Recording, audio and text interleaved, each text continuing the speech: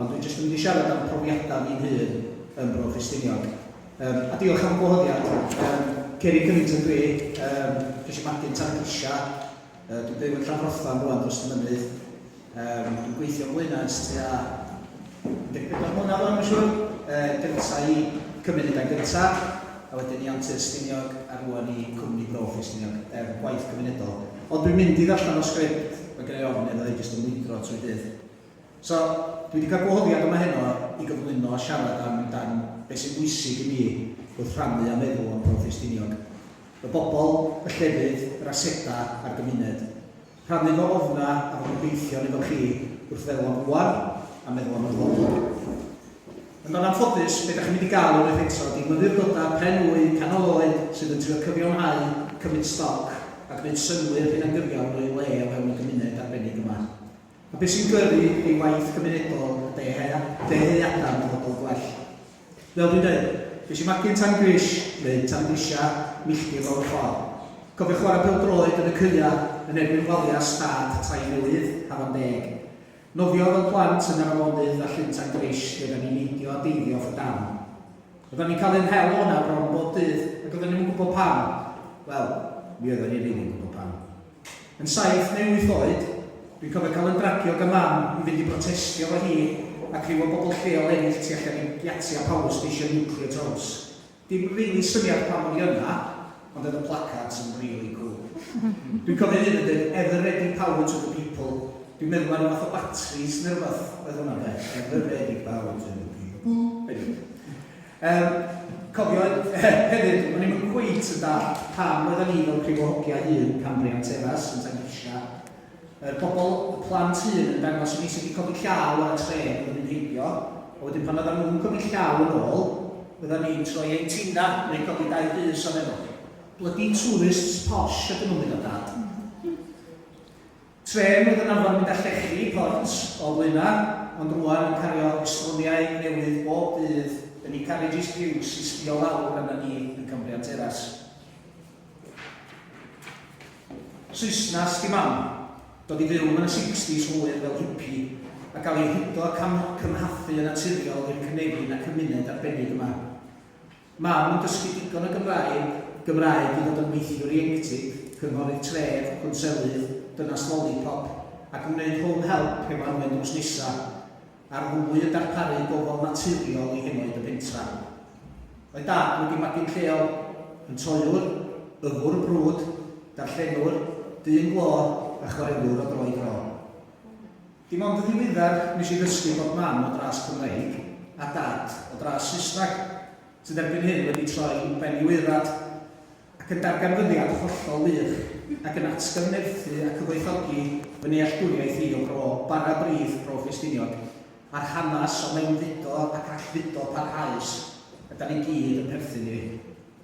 Ges i magwraeth braf a lwcus iawn wedi siapio gan y gymuned yma. Clwb ieuenctid hen ffasiwn cymunedol yn y pentra o Prinsi yn Tywys ni. Mae Prinsi wan yn bosman wrth gwrs.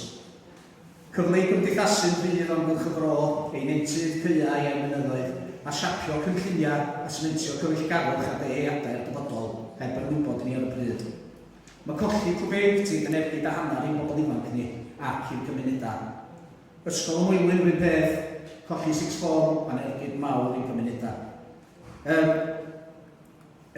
O'n i isio, pan o'n i'n ysgol, o'n i isio mynd i wneud theatr, yn theatr o'r Bydwyl ar y lôn, ond endilynyn y chwarae nes i fel electrician profiad gwaith lle. Ond oedd dal yr hen lori arni bod bora tu allan i tŷ yn profiad arbennig iawn am 6 gloch y bora. Oedd yn rhoi greigiau i'n dysgu lle ni'n dod o falle a cael yn haslo gan Stan y fforman, ond byddai'n ddiolchgar iddo am byth a dwi'n ddiolchgar eisiau hyn i drio bod yn thesbian yn theatr o'r Bydwyl. Mi o'n i flwyddyn ola dosbarth 6 hefyd. Be bynnag, da chi'n feddwl am y system addysg, mae'n colli dosbarth 6 yn ergyd anferthol i gymuned ac yn tynnu rhywbeth arbennig o'r ardal. Hyd yn oed heddiw, mae'n dros 100 o bobl ifanc yn gadael y cymuned yma bob dydd, a mae'n rhywbeth yn sibrwd yn eich glus, ydych chi dydy. Y tiw gronda, a os ti eisiau llwyddo, ti'n gorau mynd o yma. Ond nes i a lot o'n cyfeidio'n gadael, ond dim cyn i ni gael cyfle i ddeall a dysgu yn deall yn iawn lle oedd ni'n dod o lle. So, nes i dechrau joban go iawn fel swyddog datblygu cymunedau'n gyntaf yn 2006, dwi'n meddwl, yn cymunedau'n gyntaf bywyd ar Rhyw. Do'n i'm yn gwybod bod yna ffasiwn le a bywyd ar Rhyw yn hollti'r stryd a bod yna swyddogion yn gweithio yna. O'n i'm yn ablaenau gan pwll Manod Sangres a Llan yna, un bara brith o bobl bro gan i debyg. Anyway, job anhygol, cael y fraint o weithio yn y gymuned a'r lles y gymuned. Fel udodd rwy'n, you actually get paid for giving a shit. Roedd swyddfa hen co-op ar y bryd yn eitha arbennig. Criw o bobl eitha ifanc, efo cefnogwyr a mentoriaid brwd cymunedol. Oedden nhw'n ymddiried yna ni, oedden ni'n ymddiried yna nhw, ac oedden ni'n parchu'n gilydd. Pawb yn egnio yn barlynus llawn gobaith y chylgais a meddylfryd iach at y gymuned a'r gwaith oedden ni'n neud efo'r moto. Reit, job ni fan hyn ydy wneud yn hynna'n allan o job. Roedden ni'n llawn egni a digon bell o biwrocratiaeth a rheolaeth Caerdydd a'r Pencablus yn Gaernarfon i garwyddi di cael ymlaen efo pethau wrth ein traed a hyder a ffydd i fando ar y gymuned, datblygu a cydweithio ar gynlluniau fel Mro Ffestiniog, y dref werf a cwrs cynefin a chymuned. Dros y blynyddoedd mae cynlluniau yma di rasu a newid yn ôl gyfynion gymunedol. I ddechrau Mro Ffestiniog i fod i ddatblygu'r sector twristiaeth awyr agorad e lles y gymuned a bobl lleol. A dyna di'r nod dal datblygu twristiaeth gymunedol iach. Ond erbyn hyn, da ni wedi addasu hefyd i prynu aseda cymunedol, defnyddio arian sy'n cael ei greu gan twristiaeth a buddsoddi hwnna nôl yn y gymuned. Da ni wedi prynu'r hen siop, fel da chi'n gwybod, y Tourist Information Centre, dros ffordd yn stryd fawr, a da ni wrth diwan yn prynu aseda eraill ar stryd fawr i gadw yn gymunedol. Y dref werf, cynllun amloesol i ddechrau Cynnig Fenronta, ond yn nod oedd sicrhau bod bobl lleol yn ymfalchio ac yn gwarchod ei ymgylchedd mewn ymateb i'r argyfwng-olew ar y pryd, dwi'n meddwl oedd o. Ond maen nhw dal i hyn ag cynlluniau amgylcheddol, di farod y denfryd, cynllun Skyline yn gyflen, ond hefyd wedi ymateb i gofynion y gymuned. Mae'r gwasanaethau wedi cael ei tyfu o yma, so be mae'r dref werth i wneud â bobl tebyg ydy trio llenwi'r gap a gefnogi bobl ifanc mwyaf bregus ni a pobl mwyaf bregus ni. So cynefin a chymuned, cwrs yn hwnna i pan oedden ni'n mynd i wneud cyrsiau ar y gored yn plas upbrining a falle, oedden ni'n dysgu sydd wedi dringo mynyddoedd fel soldiwrs a dim fel beirdd. Oedden ni'n dysgu sydd wedi concro mynydd yn hytrach na mwynhau a parchu'r mynydd. So syniad oedd bod ni'n gwneud cwrs i ddysgu am ein treftadaeth, ein hanes a'n amgylchedd. Erbyn nhw'n ma'n dref werth yn rhedeg hwnna i blant a bobl ifanc a mae o'n anhygoel. Mae'r gwaith da ni'n neud a gymryd yn bell o bod o berffaith, ond swn i licio fel bod ni'n dysgu lot o'n camgymeriadau ac yn gymryd yn gwaith yn difrifol ac yn parchu'r gymuned yma, ond hefyd mae'n rhaid i gael lot o wyl. Mae angen sicrhau bod y cydweithio yma'n parhau a bod ni'n addasu a bod ni'n ymateb yn gadarnhaol i bod yn gymuned. Nath Llywodraeth Cymru, neu stopio wydro, nath Llywodraeth Cymru tyn y plwg ar cymunedau'n gyntaf yn 2012, gan bod ni ddim yn yr Index of Welsh Deprivation gan Llywodraeth Cymru. So, oedden nhw'n cyfri blaenau fel Index of Welsh Deprivation, oedden ni at top of the list. Deprivation, deprivation, deprivation. Pan da chi'n clywed yr un tiwn tro ar ôl tro, mae'n sticio yn eich pen chi, y tiwn bron o deprivation, sydd wedi bod yn troi a troi yn ein penna ni a'n cymunedau neu stegawda bellach. Ond dim ond ni, efo'n gilydd, sy'n gallu ffeindio'r gan go iawn a'r awen sy'n yn ein cymunedau. Mae yna potensial aruthrol yn y gymuned yma, a bob gymuned arall. Yr unig beth sydd angen i wneud ydy dod at ein gilydd fel heno, chydig o hyder, ffydd, cefnogaeth a dealltwriaeth, a hefyd dealltwriaeth gan y awdurdodau asiantaethau Llywodraeth, a bod ni'n cydweithio a canu'n uwch. Na i stopio. So, da ni rwan yn rhan 15 o fentra cymunedol yn ardal Mro Ffestiniog. A mae gennych chi gista, Mro Ffestiniog a bob math o mensa fel la. Ond beth sy'n bwysig hefyd ydy busnesau bach lleol, D&C a gews, a so hwnna di'r gwead cymunedol o busnesau.